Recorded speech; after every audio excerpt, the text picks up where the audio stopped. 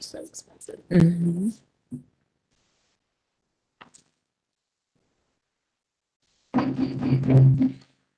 Good afternoon. We're back in open session and we'll conclude with our two items before getting to our action agenda. The first item is a legislative update, and I'll turn to our Legislative Affairs Director, Mr. Freeburg McKinney.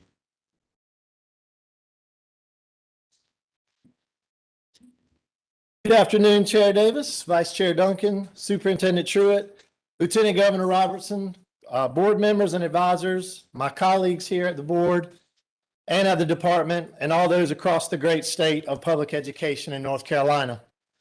I would like to take the honor of sharing a quick reflection on recent conversations surrounding the teaching of our students.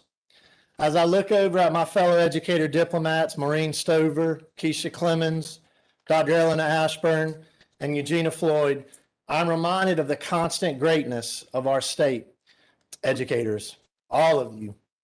And I'm also reminded of how much each of you care for our students, their academic success, as well as their social and emotional and mental health. And in conjunction with other adults influencing and impacting our students' lives, be they parents or other relatives, you are the guardians of our state's youth, and I thank you from the depth of my heart.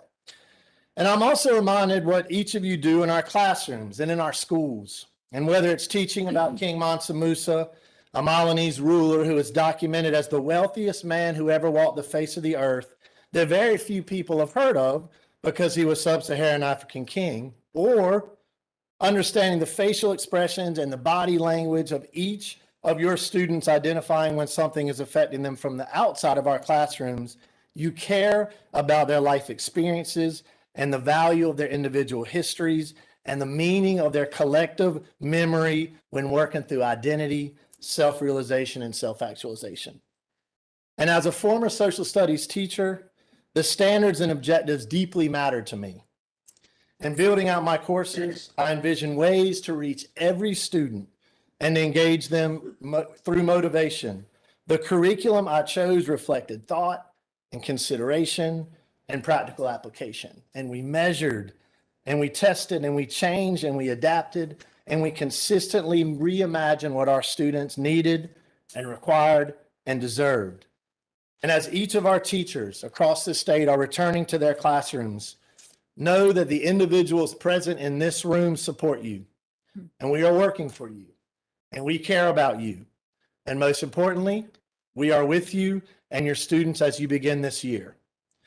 I hope this message resonates because we believe in you and the mission and the vision of North Carolina Public Schools.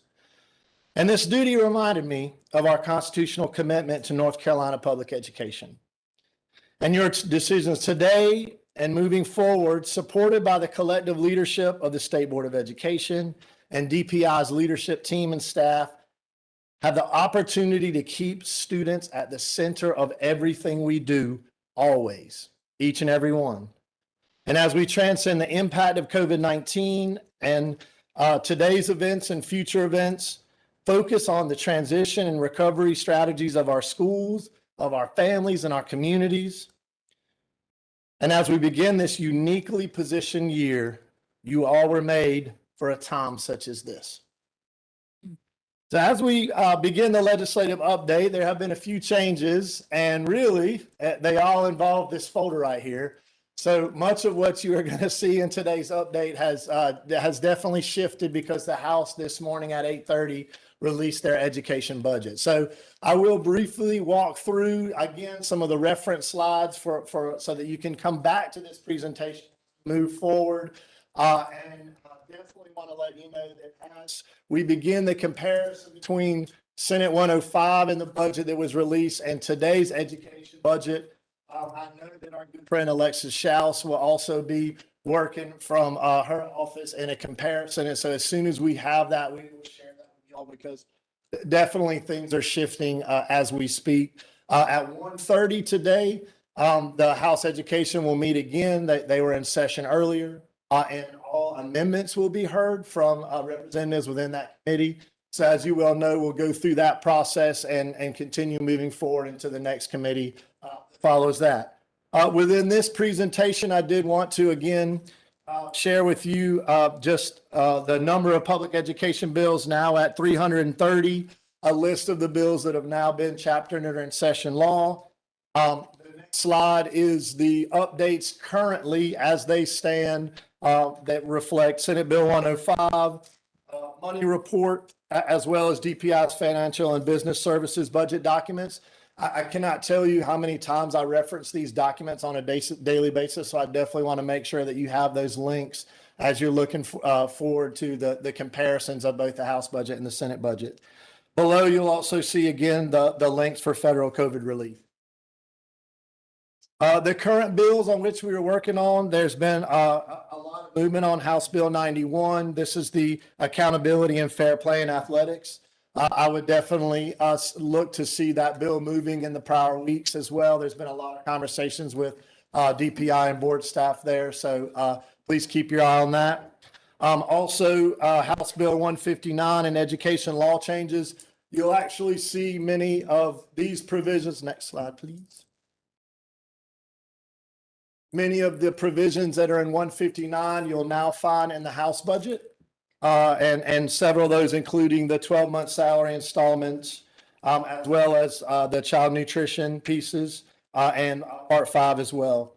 House Bill 324, ensuring dignity and non-discrimination in schools.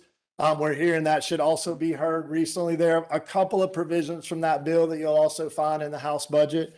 And did want to bring you all's attention to North Carolina Public School Forum's town hall tomorrow that will be discussing this. And I know we've got, I believe, 3 of our board advisors that'll be participating in that event. So I did not have the connection information on that ready, but I can provide it to Dr. Townsend Smith and share that out. Next bills, 173, and then also 654. Many of those provisions you will see also in the House budget. So the next slide, the 654 COVID-12 provisions, I'm just going to move up right off of that because the House budget changes a great deal of that. We're really excited to continue sharing with you all the building of the legislative policy agenda.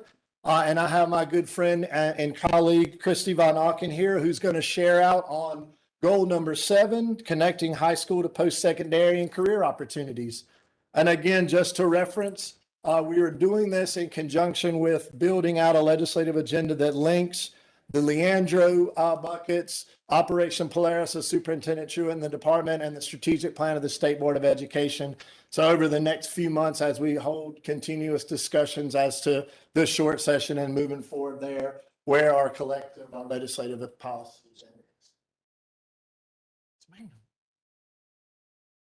Thank you, Mr. McKinney, Chairman Davis, Superintendent Truitt, Lieutenant Governor Robinson, Treasurer Falwell, and all members of the State Board of Education. For those of you who don't know me, my name is Christy Van Auken, and I am the Special Advisor for all things workforce to the Superintendent. And it's the first role of its kind in the state of North Carolina and for DPI.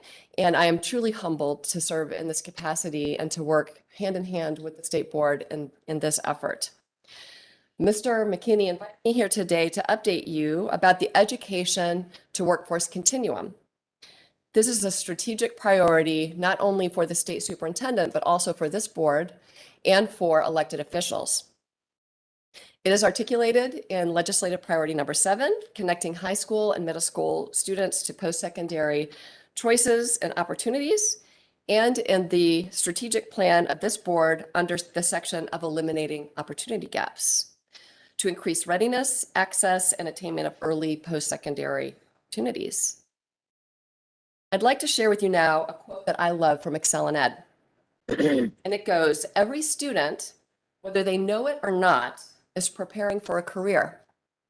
But for too many students, the K-12 experience is disconnected from or even counterproductive to their long-term goals. What better opportunity is there when thinking about closing the opportunity gap than a family-sustaining in-demand job or career?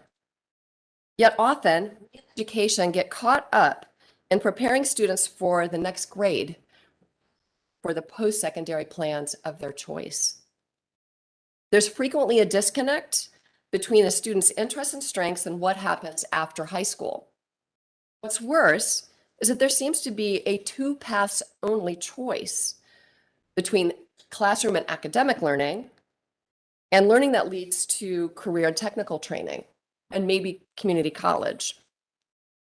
What if we stopped focusing on either college or career tracks and rather crafting a unique student journey to college and career success? The educational journey should include not only opportunities to gain knowledge, but also skills and experiences, degrees and credentials that lead to a fulfilling life and career. We're currently in the process of crafting goals to support the superintendent's mantra that the purpose of K-12 education is to prepare students for the secondary plans of their choice. There'll be more on that months to come. This work will also inform a statewide North Carolina portrait of a graduate, which I'm working with Dr. Stegall. It will include multiple stakeholders, from employers to administrators, to students, to parents, to faith communities, social service agencies, and many more. I'd like to recognize Ms. Kamnitz for her work as a valuable member of our testing and accountability, the group which set us on this path as part of Superintendent's Operation Polaris. As we're working to support this new narrative about the purpose of K-12 education in the state, there are a few things I'd like to point out that are happening. First, nccareers.org is the state's jobs hub. It's a year old and has helped more than 180,000 job seekers in the state discover new careers, learn about what it takes to land that job, and understand the costs associated with the educational attainment that will be required to support it. Additionally, we're supporting legislation that would require all seventh graders to create a career development plan. Not just CTE students, but all students. This is just one touch point with students that could be integrated into a cohesive education to career plan. Plus, we are currently forging new partnerships with the State Chamber of Commerce, with business leaders, NCBCE, My Future NC, the Commerce Department, community colleges, and many more. We're also working with NCBCE's Tech Council to offer non-degree, non-credit credential workshops to students using digital platforms like Go Open and NC Virtual Public Schools, so that every student in the state can take self-guided classes and earn credentials, even if there isn't a computer science teacher in their classroom or in their school building. This will complement CTE pathways in computer science and the new standards developed by Dr. Hemphill Joseph and her team. There's more on this to come, but I wanted to at least give you a glimpse of what we can do to close the opportunity gaps by using digital resources that are currently available right now at DPI. Thanks for the opportunity to present today. And there's a lot of exciting work ahead, and I'm excited to be part of it, and I appreciate the opportunity. Thank you.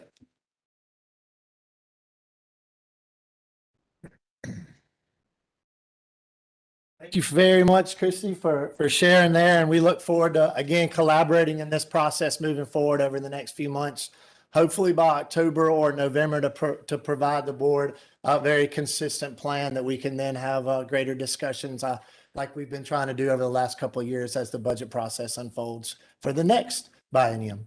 I did want to briefly share out just some community affairs update in the state of the Shire. We've had some incredible opportunities, particularly at NCAP very recently, to celebrate the 2021 Regional Teacher of the Year team and Eugenia Floyd and her group. So we just wanted to highlight that and show you a quick picture of them. And on the next slide, just we also were joined by former Teachers of the Year and Regional Teachers of the Year there. Just an incredible week of collaboration, of learning and growing, I think, collectively as a team. And it was great to hear Eugenia and her team's vision and really kind of use NCAT as a way to make that first step. So again, it was an honor working with you and your team there. I know the superintendent also really enjoyed that time there. So we had the opportunity to go visit the new Ocracoke School. I know this room has been really following that from the flood and the impact of multiple hurricanes, but you can see here the school in the second picture up there is being put up on stilts, and they should be ready to go. There's another building off to the right, if you look at the greater picture there, where they house their summer learning program, and they did not miss a beat. And again, I love the fact that they kept that wooden dolphin there, which was partially lost during the flood, but they put it right back up, the symbol of their school. Chair Davis and I had the great opportunity and honor to meet with U.S. Secretary of Education Miguel Cardona and U.S. Congresswoman Alma Adams down in Charlotte. That was a great opportunity to speak with them and to share out initiatives and programs there. And then we've my colleague Julie Pittman, who is a special advisor to State Superintendent Truitt for educator engagement, have been working with our districts across the state and looking at what we're calling North Carolina Teacher Talks, recruitment and retention initiatives and programs that they are already using that we can lift up to work with Dr. Marr's team and the Office of Learning, Recovery, and Acceleration to help build out that heat map that shows promising practices, a continuation of Dr. Segal's work. In this picture, you could see Clay County, also Richmond County, Montgomery County. And then if you flip to the next slide, Hertford County Schools, we had an incredible day learning about their summer learning sections. Dr. Marr joined us on that as well. We will be returning there. They have an NCL ATR model that we'd really love to learn more about in developing teacher leadership within the school. And then that's actually designed by a principal there at Bearfield Elementary. So we'll be returning there and learning more from that great team. Also looked at Camden County and met their resident rooster, who the kids love. He's literally a part of their day. And it's such a privilege and honor to look at and see and learn and listen from our state, and whether that's the Great Dismal Swamp or all the way out in the mountains in the Smokies. Like, our state is an incredible geographical piece, but it's made even greater by those who have chosen our profession. One of our favorite, I think, over the last month was the Center for Energy Education. This is a partnership with Halifax County Schools and multiple partners, including NCBCE and North Carolina A&T.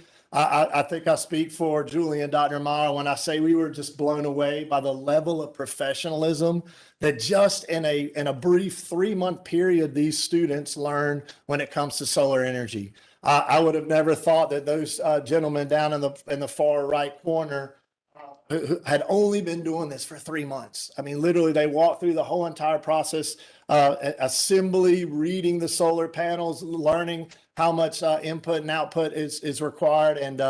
And we cannot wait. I know multiple members of our team will be going back up for their graduation actually tomorrow.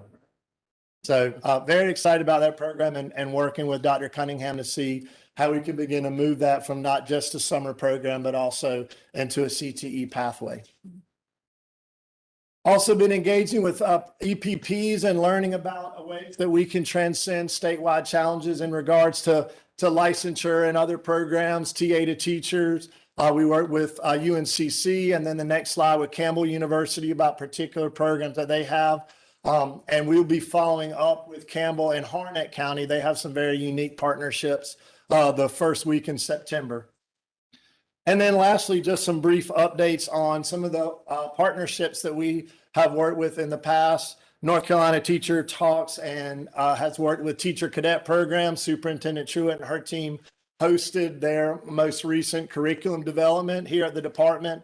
And our very own Josh McGee, who's a former legislative intern, is now their program director. So really excited to see that program in partnership with so many of our school districts and our EPPs continue to thrive, including this partnership with Elizabeth City, Pasquotank Schools, and Elizabeth City State University. I know that the deadline at this point has passed for August 3rd, but wanted to keep you all informed that another round of North Carolina Ed Corps and our Corps members, hopefully their applications have all been submitted, and we will go through the approval process there for the second round. This has received some incredible reviews and in our discussions with districts, just how much it's really supporting through mentorship opportunities, not only through COVID, but also looking forward. And I would be remiss if I didn't give a quick shout out to Elon University and Dr. Joe Watts Williams, who the School of Education will now be named in honor of. It was a $10 million gift, and just to go to show what an incredible support this will be for Alamance Burlington school system. 10 new teaching fellows, 20 new Odyssey program scholarships, and multiple initials and programs to link Alamance Burlington school system with an articulation agreement with Alamance Community College and Elon University.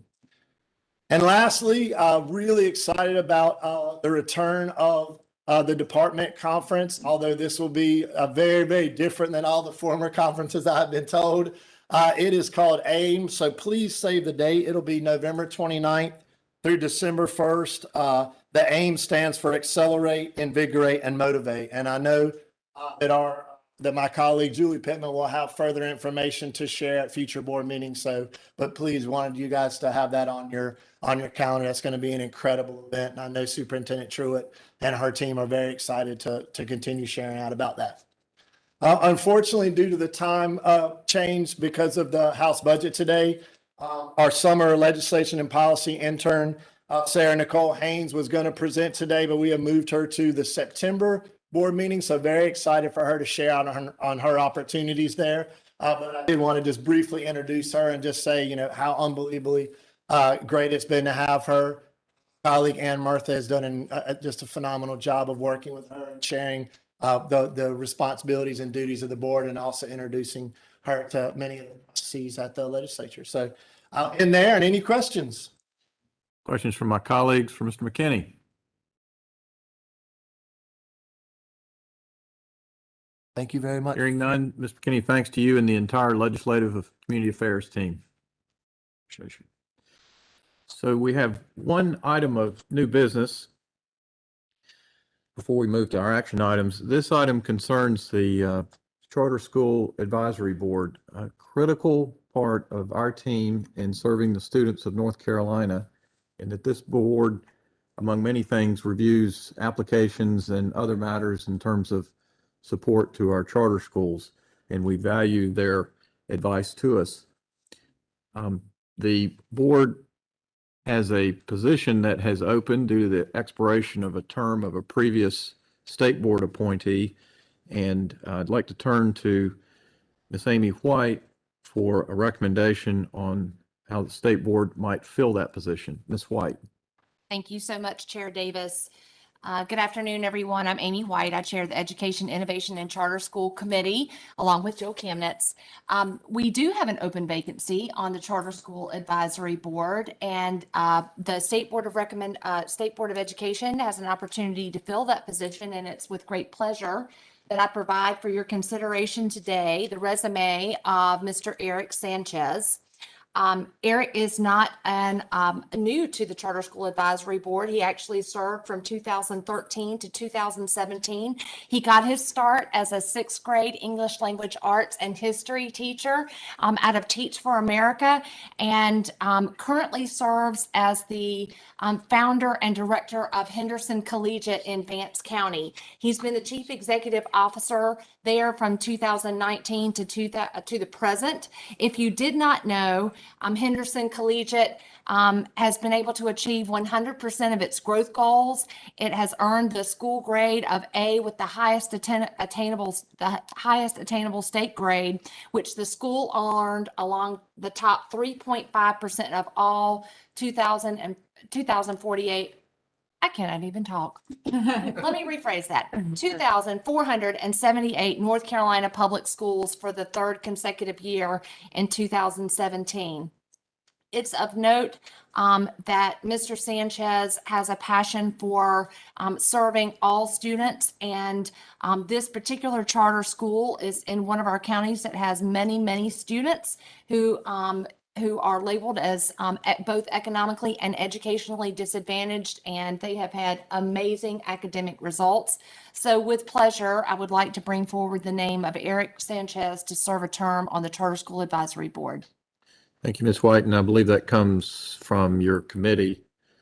As a recommendation, yes, sir. Okay, so it does not require a second. Any comments, questions on the nomination of Mr. Sanchez? Very good. Hearing none, we will now move to our action items, and a thorough discussion and report was provided. Scholastic policy change. Okay. The age waiver. Okay, then I'll have to turn to Ms. Schaefer for this last new business item. And we'll give her a moment to find those materials. Thank you, Dr. Townsend Smith, for reminding me.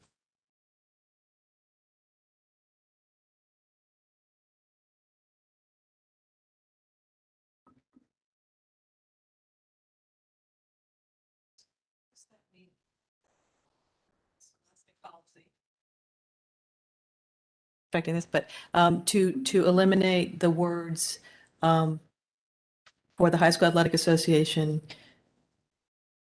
hardship waiver, to eliminate the word, it's posted in your materials, to eliminate the words except for the age eligibility rule, so that we just take that qualification.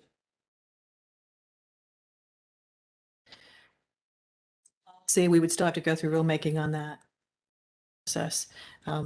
Had in our discussions about High School Athletic Association some concerns about the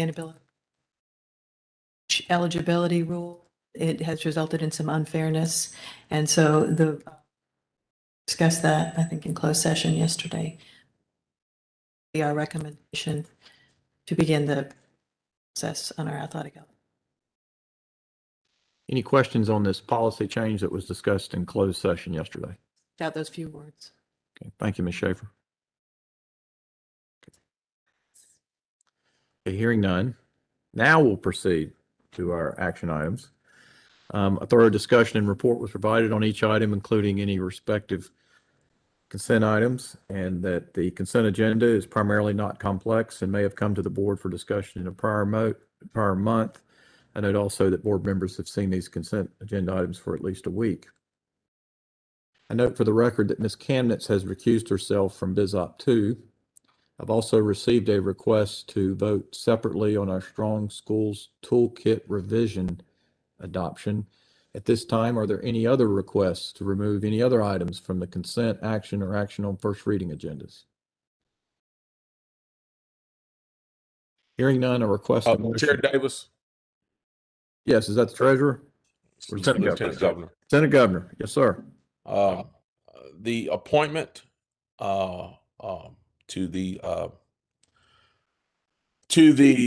Charter School Advisory.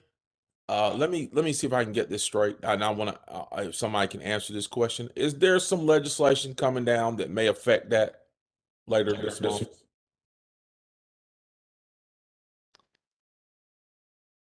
Yeah, I'll turn to Anyone- Mr. McKinney for that item.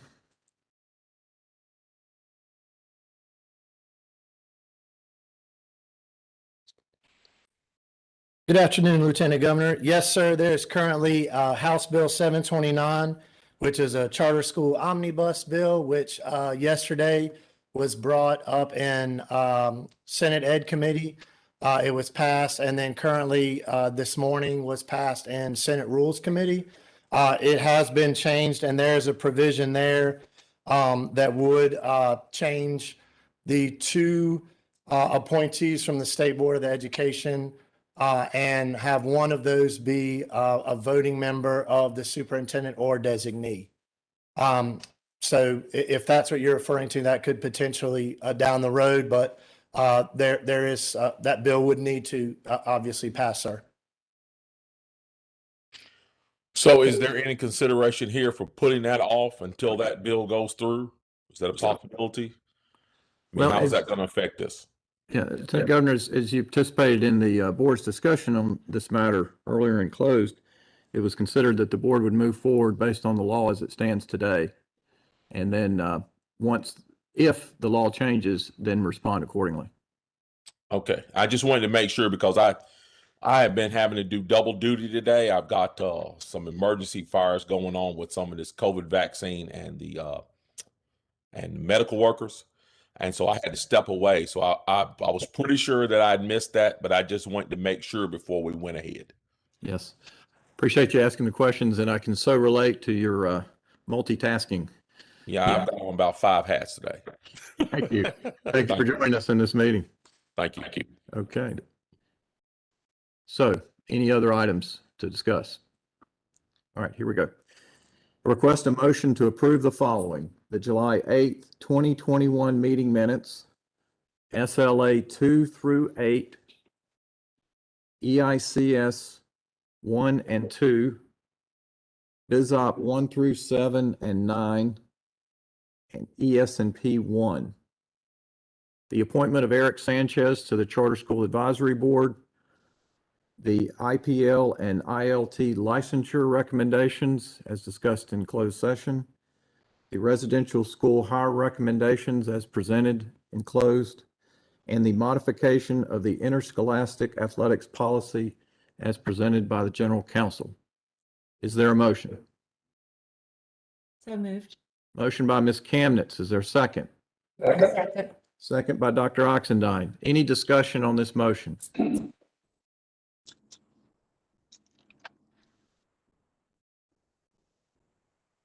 Could I make the motion to replace Ms. Kamich making the motion in light of her earlier conflict of interest declaration? Okay, how about we just rerun the tape and start over? I think that'd be good. Okay, thank you. All right, so I seek a motion to approve the following: the July 8th, 2021 meeting minutes, SLA 2 through 8, EICS 1 through 2, BizOp 1 through 7 and 9, ES&P 1, and the appointment of Eric Sanchez to the Charter School Advisory Board, the IPL and ILT licensure recommendations, and the residential school hire recommendations, and the modification of the interscholastic athletics policy as presented. Is there a motion? So moved. Motion by Vice Chair Duncan. Is there a second? Second. Second by Dr. Oxendine. Any discussion on that motion? Hearing none, Dr. Townsend Smith called the roll to capture the vote. Sir, Dr. Oxendine? Yes. Ms. Camnet? Yeah. Mr. Keenan? Yes. Yes. Mr. Hall? Yes. Tipton Rogers? Yes. Ms. White? Yes. Mr. Ford? Yes. Treasurer Falwell? Yes. Lieutenant Governor? Yes. Yes. Yes. Motion carries. Our final action item is approval of the revised Strong Schools Toolkit as presented in this meeting by the Department of Health and Human Services. Is there a motion to that effect?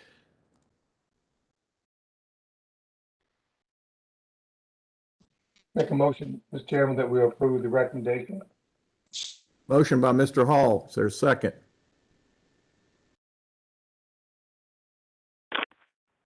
Second by Treasurer Falwell.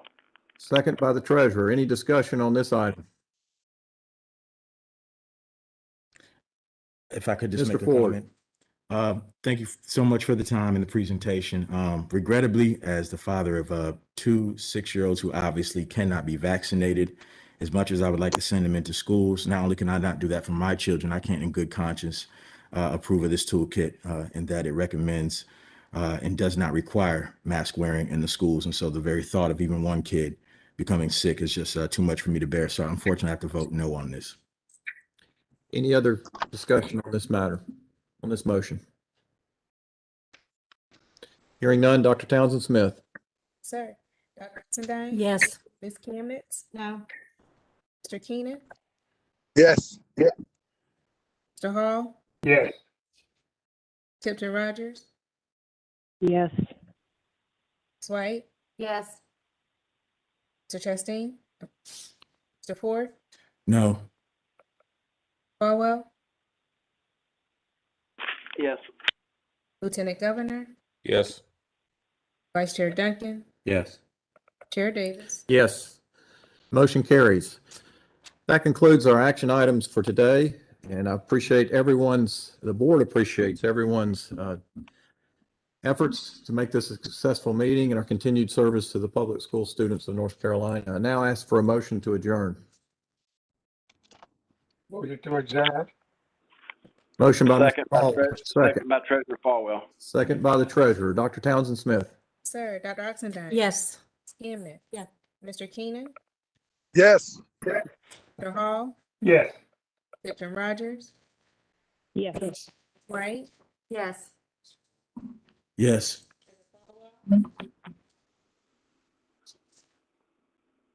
Lieutenant Governor, Yes. Vice Chair Duncan, Yes. Chair Davis. Yes, we are adjourned. Falwell, yes. Thank you. Please stand by.